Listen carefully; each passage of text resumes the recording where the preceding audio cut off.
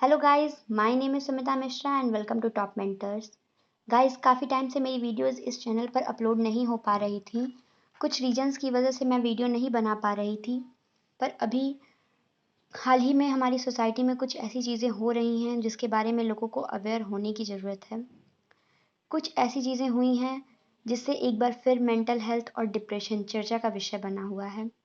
लोग तरह तरह की बातें कर रहे हैं, लोगों से अटैचमेंट की बातें कर रहे हैं कि किस तरह से हम अपनी बातें दूसरों से करके खुद को फ्री फील करवाएं, खुद की बातें शेयर करें, लोगों के साथ बैठें, उनसे बातचीत करें, डिप्रेशन से निकलने की बातें कर रहे हैं।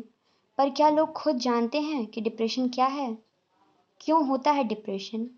किस किस तरह का होता है डिप्रेशन और क्या कोपिंग स्ट्रेटजी है डिप्रेशन की?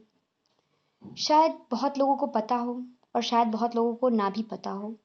इसलिए आज मैंने ये वीडियो बनाई है कि कुछ लोगों को जो मिथ्स हैं डिप्रेशन को लेकर के, उसे कुछ हद तक मैं क्लियर कर पाऊँ। इसमें मैं आपको डिप्रेशन के कई टाइप्स, ट्रीटमेंट्स, व्यू पॉइंट्स और कोपिंग स्ट्रेटजी के बारे में बताऊंगी।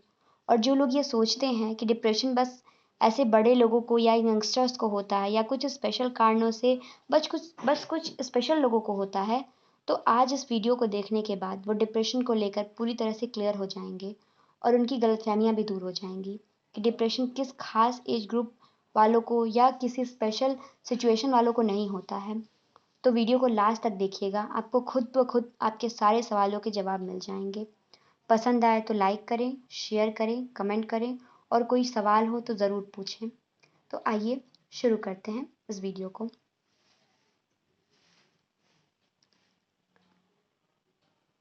मनोदशा विकृति यानी कि मूड डिसऑर्डर और मेंटल डिसऑर्डर यानी कि मानसिक विकृति।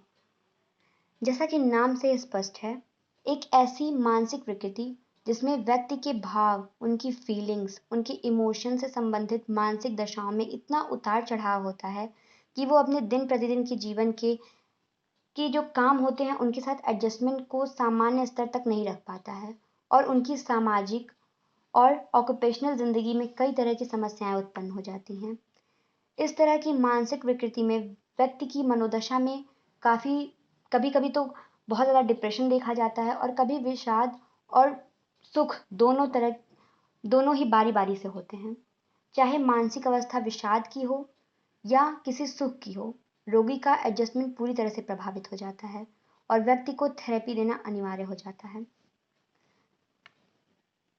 डिप्रेशन, विषाद। क्या है डिप्रेशन?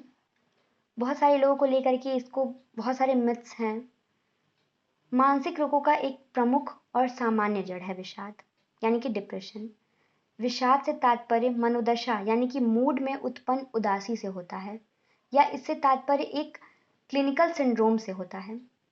क्लिनिकल डिप्रेशन में जो डिप्रेस्ड मूड के अतिरिक्त अन्य कई लक्षण जैसे थकान, शक्तिहीनता, नींद में कमी, भूख में कमी, एकाग्रता यानी कि कंसंट्रेशन में कमी आदि प्रमुख रूप से देखने को मिलते हैं। डिप्रेसिव डिसऑर्डर के प्रकारों पर विचार करने से पहले ये ज़रूरी है कि इसके क्लिनिकल डिप्रेशन के 5 जो सामान्य लक्षण हैं उन पे थोड़ा सा फोकस किया जाए। तो कौन कौन से 5 तरह के सिम्टम्स हैं, आइए इसके बारे में जानते हैं। Symptoms of clinical depression. सबसे पहले तो इमोशनल सिम्टम्स होते हैं। डिप्रेशन के कुछ स्पष्ट सामवेगिक लक्षण होते हैं। ऐसे लोगों में सामवेगिक लक्षण के रूप में उदासी यानी कि sadness, hopelessness, unhappiness, shame, faultiness, unemployment, ये सब चीज़ें होती हैं। उनमें बेकारी का भाव आ जाता है। उनमें उदासी सबसे ज़्यादा सामान्य सामवेगिक लक्षण है। इनमें से कुछ लोग तो इतना ज़्यादा डिप्रेस्ड हो जाते हैं कि बिना रोए वो सोशल कन्वर्सेशन नहीं कर पाते हैं। डिप्रेशन की अवस्था में जो उदासी का भाव होता है उसके साथ साथ एंजाइटी का भाव भी बहुत ज़्यादा होता है। ऐसे लोगों को अपने अवस्था में जो उस अवस्था में अपनी सारी हॉबीज़ जो होती हैं, जो मनोरंजन की चीज़ें होती हैं, परिवार, वो सारी चीज़ें अर्थहीन लगती हैं और उनमें उन्हें किसी तरह की कोई आनंद, कोई खुशी कुछ नहीं मिलती है। यहाँ तक कि जो हमारी जो बायोलॉजिकल प्रोसेसेस हैं, जैसे हमें भूख भूख लगना, नींद ना आना, ये सारी चीज़ें जो जो हमें नॉर्मली हमें बहुत सुख का अनुभव कराती हैं, वो सारी चीज़ें उनके लिए व्यर्थ हो जाती हैं। इसके बाद कॉग्निटिव सिम्पटम, इसमें क्या क्या चीज़ें होती हैं? इनसिग्निफिकेंट एंड रबिश थॉट्स आते हैं हमारे दिमाग में। लो सेल्फ स्टीम आ जाता है। जिन लोगों के अंदर की कॉग्निटिव सिम्टम्स होते हैं डिप्रेशन के, उनके अंदर लो सेल्फ स्टीम, उनका अपना जो आत्मसम्मान होता है, जो उनकी जो सेल्फ कॉन्फिडेंस होता है, वो पूरी तरह से हिल जाता है। Blaming on self for failure, किसी भी तरह की कोई भी चीज़ हो, कोई भी अच्छी बुरी जितनी भी असफलता का मुख्य कारण वो अपने आप को ही देते हैं। इन एलिजिबिलिटी, इनसफिशियंट, वो अपने आप को इनएलिजिबल समझते हैं। इनसफिशियंट वो समझते हैं कि हम किसी भी चीज़ के लिए कोई भी दायित्व अपने ऊपर नहीं लेते हैं, कोई भी मतलब हमेशा उनके अंदर एक गिल्ट की भावना होती है, एक गिल्ट की फीलिंग होती है। लो इंटेलेक्चुअल एबिलिटी, जो भी चीज़ मतलब इतनी वो अपनी बौद्धिक उनकी जो क्षमता होती है वो दिन प्रतिदिन गिरती चली जाती है। उनके अंदर कन्फ्यूजन हमेशा बना रहता है। वो अपने जितनी भी असफलता है, सफलता है, मतलब जितनी भी अपनी जो भी फेल्योर है, उनका जो मुख्य कारण है वो अपने आप को ही समझते हैं और हर तरह से अपने आप को अयोग्य और अपर्याप्त मानने लगते हैं। साथ ही साथ अपने भविष्य को निराशा और उदासी से भरा समझते हैं। उनका यह विचार होता है कि अब सब कुछ खराब हो गया है, अब उसे किसी अच्छी चीज़ की उम्मीद छोड़ देनी चाहिए और इस बुरे भविष्य के लिए वह हर तरह से तर्क भी लोगों को देना शुरू कर देता है कि नहीं नहीं, मेरे साथ हमेशा गलत हुआ है, हमेशा बुरा हुआ है और अब मेरे साथ हमेशा बुरा भी होगा। वो अपने भविष्य को लेकर भी नकारात्मक सोच से घिरे रहते हैं। वो किसी भी अच्छी चीज़ की उम्मीद छोड़ चुके होते हैं और वो ये सोचते हैं कि अब उनके भविष्य में कोई अच्छी चीज़ हो ही नहीं सकती है। इसके बाद से मोटिवेशनल सिम्टम्स आते हैं। इसमें willingness to take less initiative, low interest for drives, lack of spontaneity. विषादी व्यक्ति, जो डिप्रेस्ड व्यक्ति होता है, वो हमेशा अपने जो रोज़मर्रा के काम होता है उसमें एकदम से रुचि खो देता है। कभी कभी वो अपने जो व्यक्ति में जो ड्राइव्स होते हैं, जो इनिशिएटिव होता है, जो स्पॉन्टेनिटी होती है, उसकी कमी मिलती है उसे। ऐसे लोगों को जो उसकी स्वेच्छा है वो ख़त्म हो जाती है बिल्कुल। ऐसे लोगों को काम पर जाने के लिए, दूसरों के साथ बातचीत करने के लिए, खाना खाने के लिए या किसी तरह का मतलब सेक्सुअल बिहेवियर करने के लिए काफ़ी दबाव डालना पड़ता है। ऐसे लोग किसी समस्या का अंतिम निर्णय लेने में काफ़ी कठिनाई का सामना करते हैं। इनके लिए निर्णय लेना एक भय और डर से भरा हुआ कार्य होता है, जिसे वे मतलब नॉर्मली करना ही नहीं चाहते हैं। वो किसी तरह का निर्णय लेना ही नहीं चाहते हैं। ऐसे लोग अपनी ज़िंदगी की क्रियाओं और दबावों से बचने के लिए आत्महत्या करने में भी नहीं हिचकिचाते हैं। इसके बाद बिहेवियरल सिम्टम्स। बिहेवियरल सिम्टम्स क्या होते हैं? इनमें लो प्रोडक्शन, लोनलीनेस, लो एनर्जी, लो इंटरनल मोटिवेशनल, लो स्पीच, मोनोटोनल लैंग्वेज एक्सेट्रा। एक स्वरीय जो उनका बात होता है, वो एक ही बात में मतलब बोलते हैं तो बोलते रह जाएंगे, बोलते रह जाएंगे, बोलते रह जाएंगे, चुप रहेंगे तो बिल्कुल चुप रहेंगे। विषादी व्यक्तियों की क्रियाएं सामान्यतः तेजी से गिरती हैं। वे काम मतलब जो काम करते हैं वो कम करते हैं और उनकी जो प्रोडक्शन होती है वो भी काफ़ी कम होती है। वे अकेले रहकर अधिक समय व्यतीत करते हैं और अपने बिस्तर पर लंबे समय तक लेटे रहते हैं। अगर आप अपने आसपास ऐसे लोगों को देखें जो लंबे समय तक अपने बिस्तर पर बिल्कुल ऐसे लेटे हुए हैं, अकेले हैं, बातचीत नहीं कर रहे हैं, धीरे धीरे काम कर रहे हैं, तो कहीं ना कहीं उनके अंदर क्लिनिकल डिप्रेशन के बिहेवियरल सिम्टम्स आपको दिखेंगे। उनकी हेल्प करिए। विषादी जो लोग होते हैं, जो लोग मतलब डिप्रेस्ड होते हैं, बहुत धीरे धीरे चलते हैं। उनके व्यवहार से ऐसा लगता है कि उनमें मतलब एकदम चलने की इच्छा नहीं रह गई है, बिल्कुल शक्ति नहीं रह गई है, उनको एकदम चलने का मन नहीं कर रहा है, एनर्जी ही नहीं है उनके अंदर बिल्कुल भी। यहाँ तक कि उनका जो स्पीच होता है वो मतलब एक स्वर में होता है। वो आंखें झुका कर के बात करते हैं। वो किसी के साथ सीधे मतलब ऐसे आई कांटेक्ट में बात नहीं कर पाएंगे। वो किसी की आंखों में देखकर बात नहीं करेंगे। वो किसी से बात करेंगे, कोई उनसे कुछ सवाल पूछेगा तो वो उसका हमेशा मुंह फेर के जवाब देते हैं। उसके बाद सोमैटिक सिम्टम्स यानी कि दैहिक लक्षण। डिप्रेस्ड जो व्यक्ति होते हैं उनमें दैहिक लक्षण जैसे कि सिर दर्द, headache, indigestion, constipation, full body pain, low appetite and sleep की प्रॉब्लम्स देखने को मिलती हैं। जो लोग डिप्रेस्ड होते हैं उनके अंदर सिर दर्द, अपच, कब्ज, उनके हमेशा उनकी चेस्ट में पेन रहेगा, हमेशा वो दुखद जो फीलिंग्स होती हैं, जो दुख की बातें होती हैं, उसी से पूरे समय तक वो घिरे रहेंगे। उनके पूरे शरीर में दर्द होगा, यहाँ तक कि खास करके उनकी जो गर्दन के नीचे जो कंधा होता है उसमें बहुत ज़्यादा दर्द होगा। वो हमेशा मतलब ये शिकायत करेंगे कि उन्हें बॉडी में प्रॉब्लम है, उनके शरीर में दर्द हो रहा है, उनके हाथ पैर में दर्द हो रहा है, उन्हें एनर्जी नहीं फील हो रही है। डिप्रेस्ड व्यक्तियों के अन्य दैहिक लक्षणों की तुलना में भूख और नींद में कमी व शुद्धता प्रमुख होती है। उनकी थकान का स्वरूप कुछ ऐसा होता है कि लंबे समय तक आराम और नींद के बाद भी वो समाप्त नहीं होती है, वो खत्म ही नहीं होगी। जैसे लगेगा कि उनको कितना नींद आ रहा है, उनके अंदर मतलब कुछ करने का उनको मन भी नहीं हो, और अगर कुछ करने जाएंगे तो उसमें एनर्जी ही नहीं फील होगी। एक स्पेशल क्वेश्चन आता है कि क्या सामान्य लोगों में कौन लोग होते हैं जो डिप्रेशन के प्रभाव में अधिक प्रभावित होते हैं? इसका जो आंसर है वो थोड़ा सा नेगेटिव है, क्योंकि डिप्रेशन एक ऐसी मानसिक अवस्था है जिससे सभी लोग, चाहे वे अमीर हों या गरीब हों, बूढ़ी हों या जवान हों, स्त्री हो या पुरुष हो, सभी प्रभावित होते हैं। फिर भी कुछ अध्ययनों से ऐसे संकेत मिले हैं जिनसे ये पता चलता है कि जो सामान्य जनसंख्या के कुछ लोग ऐसे होते हैं जो अवश्य ही विषाद के प्रति अधिक संवेदनशील होते हैं। जैसे महिलाओं में 20 से 29 वर्ष और पुरुषों में 40 से 50 वर्ष की आयु में विषाद का प्रभाव सर्वाधिक होता है। इस उम्र के लोगों में, जैसे कि औरतों में 20 से 30 एज, वुमेन्स में, और मेंस में जो हैं वो मेंस में 40 टू 50, इस एज ग्रुप वालों को जो डिप्रेशन होता है वो ज़्यादा होता है। ये एक रिसर्च से पाया गया है। अब आइए बात करते हैं कि किस किस तरह के डिप्रेशंस होते हैं। डायस्थमेटिक डिसऑर्डर, इसे हिंदी में डायस्थमिक डिसऑर्डर कहते हैं और इंग्लिश में भी इसे डायस्थमिक डिसऑर्डर ही कहते हैं। डायस्थमिक विकृति एक ऐसी विषादी विकृति है जिसे एक ध्रुवीय विकृति यानी कि यूनिपोलर डिसऑर्डर के रूप में रखा गया है। इसे क्या कहा गया है? Unipolar disorder. ठीक है, यह एक हल्का तथा व्यक्ति के समायोजिक शक्ति को कम प्रभावित करने वाला विकृति है। इसमें क्या होता है कि डायस्थमिक विकृति वैसी विकृति होती है जिसका स्वरूप चिरकालिक यानी कि क्रॉनिक होता है।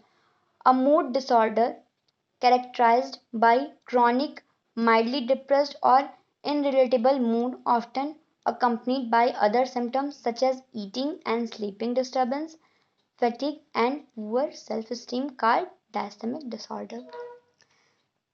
ये एक ऐसी प्रकृति होती है जो क्रॉनिक होती है, जो लंबे समय तक चलती है, जिसमें विषादी लक्षण कई वर्षों तक पाए जाते हैं। इसके अतिरिक्त इसमें भूख, नींद और इस जो इंटरेस्ट होता है, जो अभिरुचि होती है, आनंद की कमी का अनुभव होता है। बीच में कुछ दिनों के लिए उसकी मनोदशा भले ही सामान्य हो जाती है, ऐसी दिखती है, पर विषादी मनोदशा की प्रबलता लगातार बनी रहती है। बीच बीच में कभी ऐसा होगा कि मतलब अगर हम डायस्थमिक डिसऑर्डर की बात करें तो इस मनोदशा में आनंद और अभिरुचि की कमी कई वर्षों तक व्यक्ति में मौजूद होती है। हालांकि बीच बीच में कभी यह संभव होता है कि चंद दिनों के लिए व्यक्ति की मनोदशा सामान्य हो जाए। ऐसे लोग लगभग पूरे दिन भर विषादी प्रवृत्ति से जुड़ते रहते हैं, यानी कि वो डिप्रेसिव मूड में हमेशा रहते हैं, और उनमें कम से कम 2 सामान्य निश्चित तौर पर खाना खाने संबंधित कठिनाई, जैसे बहुत अधिक नींद आना, बहुत कम नींद आना, हमेशा थकान बने रहना, निर्णय लेने में और एकाग्रता दिखाने में कठिनाई, निराशा का भाव, अपने बारे में निम्न विचार, ये सारी चीज़ें बहुत इम्पॉर्टेंट होती हैं ऐसे लोगों में, कि जिन लोगों में डायस्थमिक डिसऑर्डर की बात देखने को मिलती है। इस विकृति की अवधि जो होती है वो 2 से 20 वर्ष तक की होती है।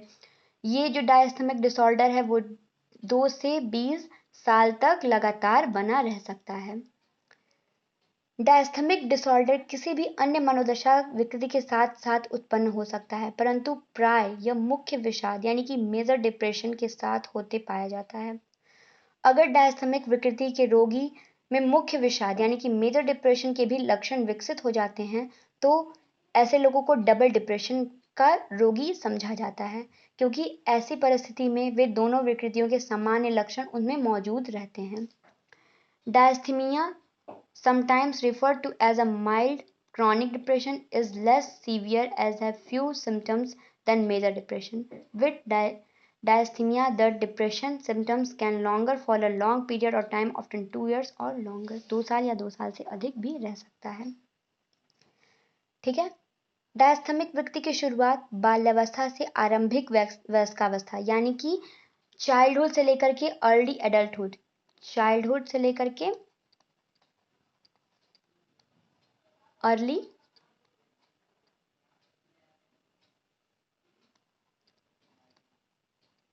एडल्टहुड तक चलता है।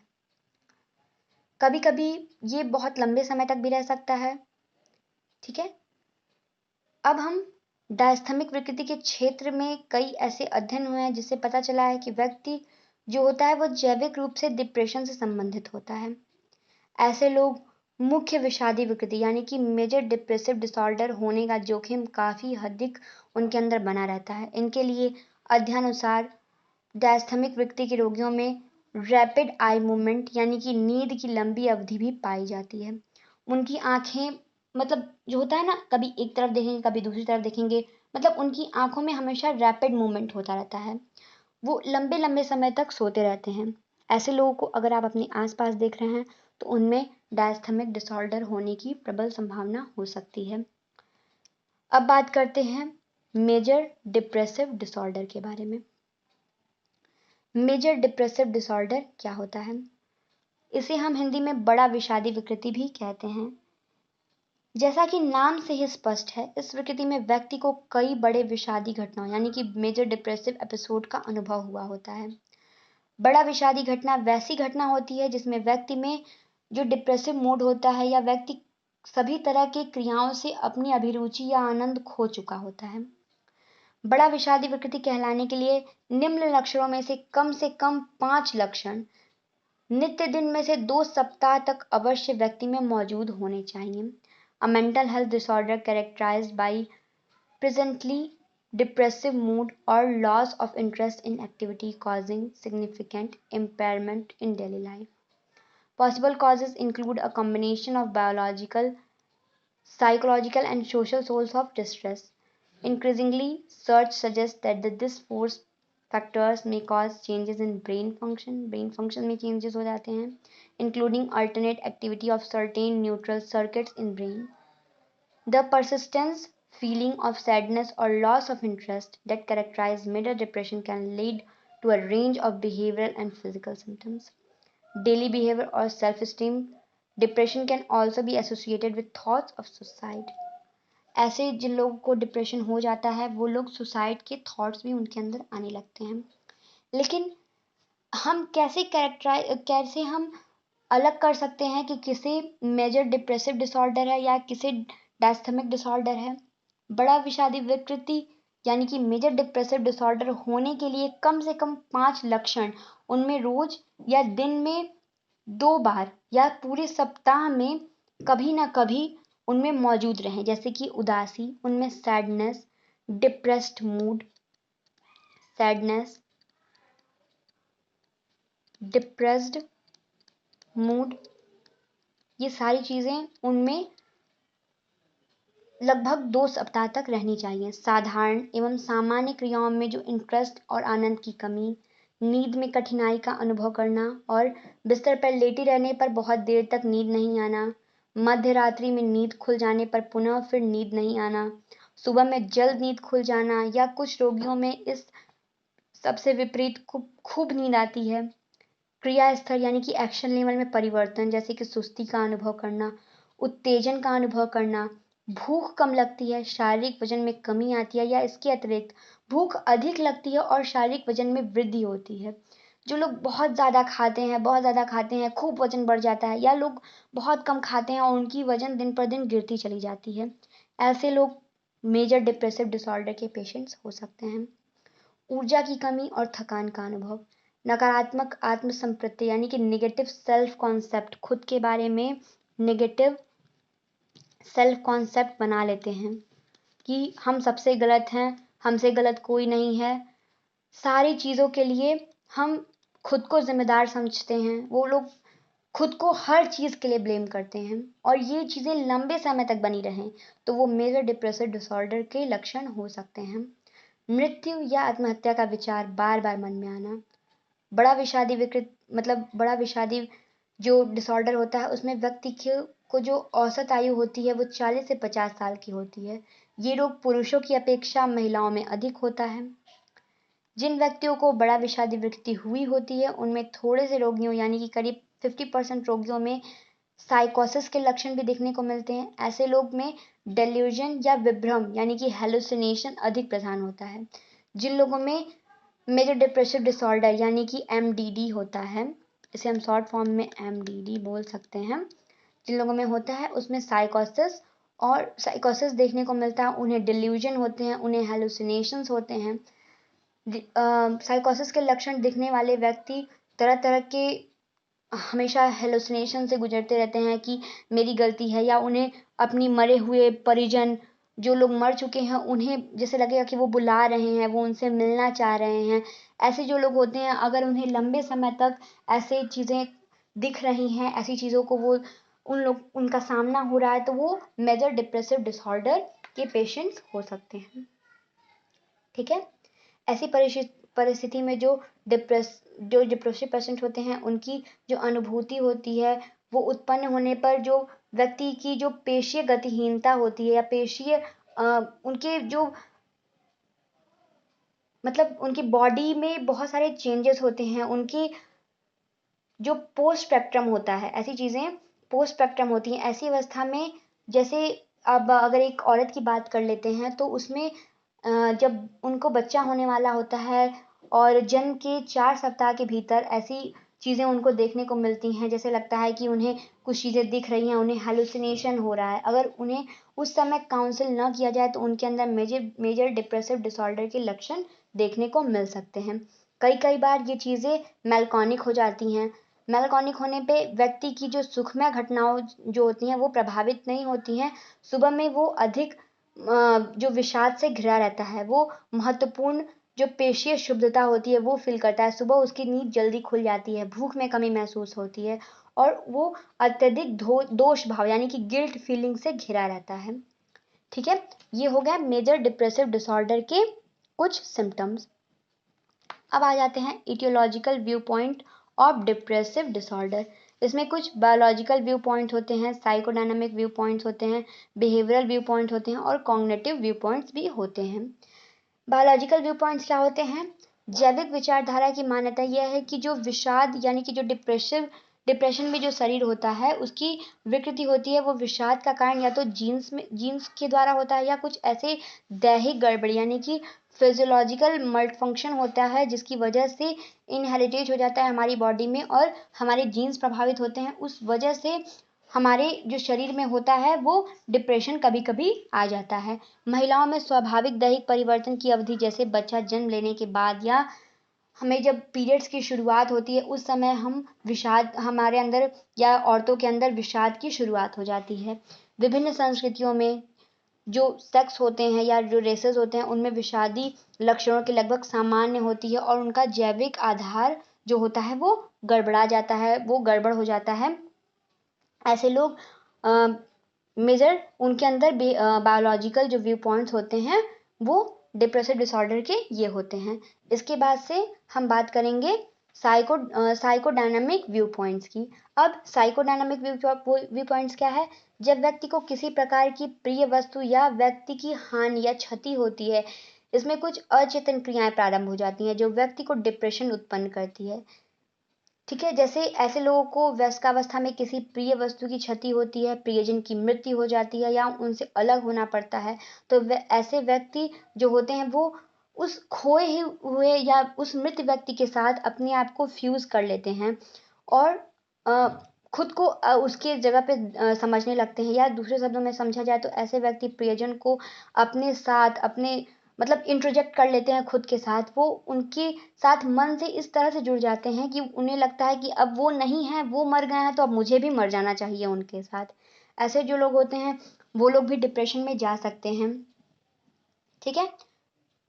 उसके बाद से जो लोग होते हैं, अगर हम देखें कि किसी छोटे से बच्चे को अगर उसकी माँ से दूर कर दिया जा रहा है, बहुत सारे लोग होते हैं जो छोटे बच्चों को कभी उनकी अगर देखा जाए हमारी फैमिली में, तो जब माँ अपने बच्चों को अलग कर देती हैं तो बच्चे एक कोने में जा कर के बैठ जाते हैं, वो रोने लगते हैं, वो कई कई घंटे तक अपने बिस्तर पर लेटे रहते हैं। तो हम अक्सर क्या सोचते हैं कि वो बच्चा जो है वो अपनी माँ से नाराज हो गया है, लेकिन ऐसा नहीं होता है। बच्चे के मन में कहीं ना कहीं उनके मनोगतिकी यानी कि साइकोडायनामिक रूप में हमारे जो कॉन्शियस लेवल पे वो बच्चे के अंदर डिप्रेशन आने लगता है। अगर बहुत दिनों तक उस बच्चे को ऐसे ही छोड़ दिया जाए, ऐसे ही उसको खुद से अलग कर दिया जाए, माँ बाप मतलब अपने बच्चों को खुद से अलग कर दें, तो वो हमेशा खोया खोया महसूस करेगा। उसकी दुख और प्रसन्नता की जो प्रकृति होती है वो गंभीर हो जाएगा, वो सामाजिक संबंधों से दूर हो जाएगा, खुद को क्षति पहुंचा लेगा, वो डिप्रेशन में जाने लगेगा बच्चा। तो इस बात पे भी थोड़ा सा ध्यान देना चाहिए। वैसे लोग जो वयस्कावस्था की स्थिति में होते हैं और जो लोग ऐसे होते हैं जिनकी कभी कभी नौकरी छूट जाती है, वो लोग ये समझने लगते हैं कि अब अगर उन्हें नौकरी नहीं मिलेगी तो उनकी पत्नी जो होती हैं वो उन्हें बेकार समझने लगेंगी, उनके घर वाले उन्हें नीच मतलब निचले दृष्टि से देखेंगे। ऐसे लोग के अंदर भी साइकोडायनामिक चेंजेस होते हैं और वो डिप्रेशन में जा सकते हैं। ठीक है। तो ये जो सारे चेंजेस होते हैं वो साइकोडायनामिक व्यू पॉइंट्स के थ्रू आते हैं। अब बात करेंगे हम बिहेवियरल व्यू पॉइंट्स की।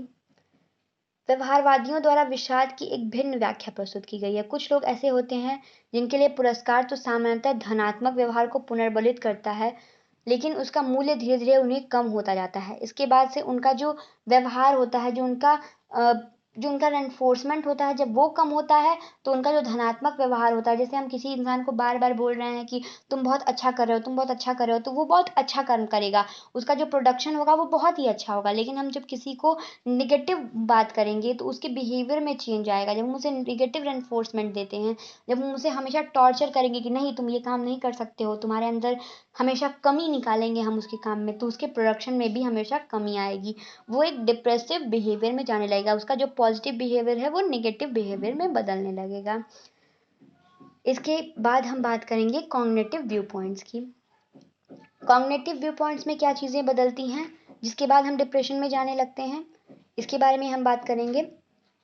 जो कॉग्निटिव व्यू पॉइंट्स होते हैं उसमें एक विषादी व्यक्ति जो होता है वो तथ्यों को कुख्यात नकारात्मक ढंग से हमेशा हर चीज़ों को देखता है, परिस्थिति के नकारात्मक पहलू पर ध्यान केंद्रित करता है और भविष्य के बारे में निराशावादी और निराशाजनक प्रत्याशाएं करता है। ऐसे व्यक्ति अपनी अनुभूतियों को, जो उसको फीलिंग्स होती है, उसको बोझ समझता है, बाधा या आघात के रूप में समझता है, जो व्यक्ति को लगातार पराजित करते रहता है और साथ ही साथ हतोत्साहित करते रहता है।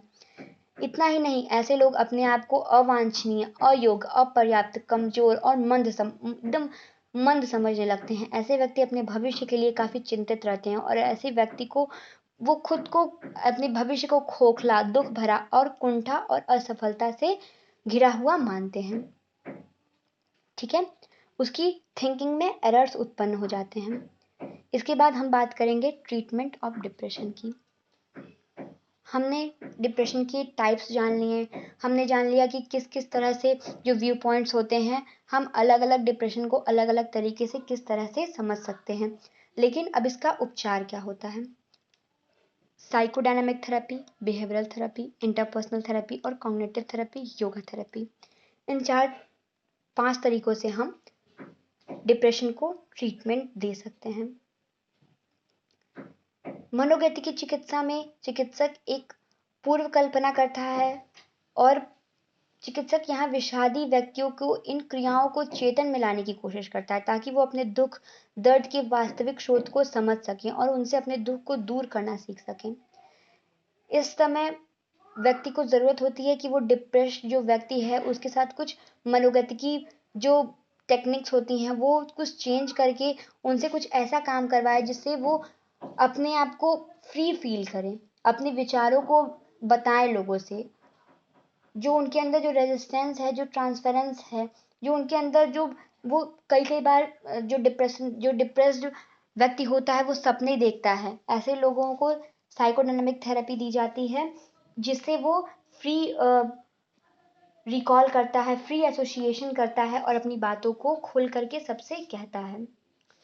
इसके बाद हम बिहेवियरल थेरेपी की बात कर सकते हैं।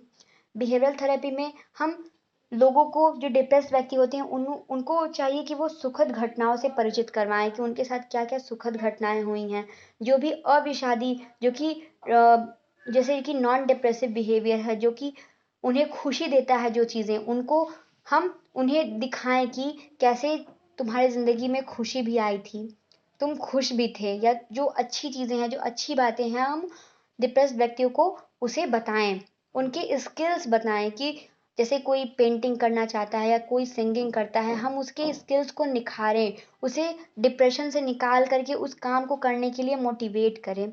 इसके बाद इंटरपर्सनल थेरेपी।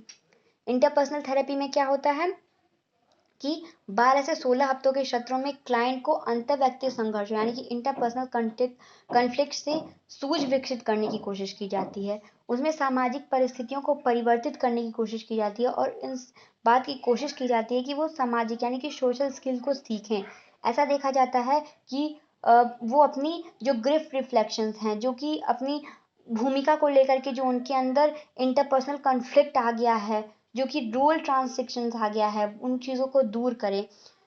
इंटरपर्सनल जो उनके अंदर डिफिसिट आ गए हैं, उन चीज़ों को वो दूर करें। इंटरपर्सनल थेरेपी में ये चीज़ें उनको बताई जाती हैं। कॉग्निटिव थेरेपी में क्या किया जाता है, जैसा कि हम जानते हैं विषादी व्यक्तियों का एक अपनुकूलित मनोवृत्ति यानी कि मेल एडेप्टिव एटीट्यूड होता है। मेल एडेप्टिव एटीट्यूड में वो क्या करते हैं, जिसे व्यक्ति स्वयं को, अपने इर्द गिर्द के वातावरण और भविष्य को नकारात्मक ढंग से देखता है, हर चीज़ को नेगेटिव परसीव करता है। ये पूर्वग्रहित विचारधारा, अतार्किक चिंतन यानी कि इलॉजिकल थिंकिंग से संयोजित होकर के व्यक्ति में एक ऑटोमेटिक थॉट उत्पन्न करता है, जिससे व्यक्ति का मन भर जाता है और उसमें विषादी लक्षण यानी कि डिप्रेसिव सिम्टम्स उत्पन्न हो जाते हैं। वो हर चीज़ को डिप्रेशन में देखने लगता है। ठीक है, हम कॉग्निटिव थेरेपी में उन चीज़ों को दूर करने की कोशिश करते हैं, उनके चिंतन को, जो उनके जो अल्टरनेटिव प्राइमरी एटीट्यूड होता है, उनको हम ठीक करने की कोशिश करते हैं। योगा थेरेपी में हम क्या करते हैं, अभी जैसे कि हाल ही में पता चला है कि जो रोगी होते हैं उन्हें योगा थेरेपी के भी थ्रू क्योर किया जा सकता है। जैसे उन्हें विभिन्न तरह के आसन, प्राणायाम, मुद्रा और प्रत्याहार, धारणा, ध्यान, इन चीज़ों का उपयोग करके रोगी द्वारा योग को उन जीवन शैलियों का उपयोग करके, मतलब जैसे कि योग के द्वारा उनकी जो थॉट्स होते हैं उनको क्योर करने की कोशिश की जाती है। इन सारी चीज़ों को हम करके डिप्रेशन से घिरे हुए व्यक्ति को क्लियर कर सकते हैं, उसे क्योर कर सकते हैं, उसका साथ दे सकते हैं। हमारे जो इस समय जो सोसाइटी में चीज़ें चल रही हैं, किसी को भी किसी के लिए कोई वक्त नहीं है। लोग अपने अपने थॉट से घिरे हुए हैं, किसी घर के लोगों को ही घर के लोगों से बात करने की फुर्सत नहीं है। लेकिन एक इंसान होने के नाते हमें ये चीज़ समझनी चाहिए कि जब हमारे आसपास हम किसी चीज़ को या कुछ लोगों को ऐसी सिचुएशन से गुजरते हुए देखें कि वो इस तरह के डिप्रेशन से जूझ रहे हैं, अगर हम उनके अंदर ये सारे सिम्टम्स, जैसे कि अभी इस वीडियो में बताया गया, इन सारे सिम्टम्स को हम देखें, तो हमें उन्हें इन सारी चीज़ों से निपटने के लिए, अपने डिप्रेशन से निकलने के लिए उनकी हेल्प करनी चाहिए। हम अगर उनकी हेल्प करेंगे तो हम इस तरह के होने वाले सुसाइडल से, जो आज लोग सुसाइड कर ले रहे हैं, अपनी ज़िंदगी को ख़त्म कर ले रहे हैं, उन चीज़ों से हम उन्हें काफ़ी हद तक बचा पाएंगे। तो प्लीज़ गाइज, अपनी आँखों को खुला रखिए, अपने सिक्स सेंस को खुला रखिए, परसीव करिए अपने आसपास की चीज़ों को कि क्या हो रहा है, हमारा कोई अपना, कोई हमारा प्रिय कहीं ऐसे किसी डिप्रेशन के दौर से तो नहीं गुजर रहा है। अगर गुजर रहा है तो प्लीज़ उसकी हेल्प करिए। आज की वीडियो में डिप्रेशन के बारे में इतना ही। मिलते हैं एक नए वीडियो के साथ, तब तक के लिए थैंक यू सो मच।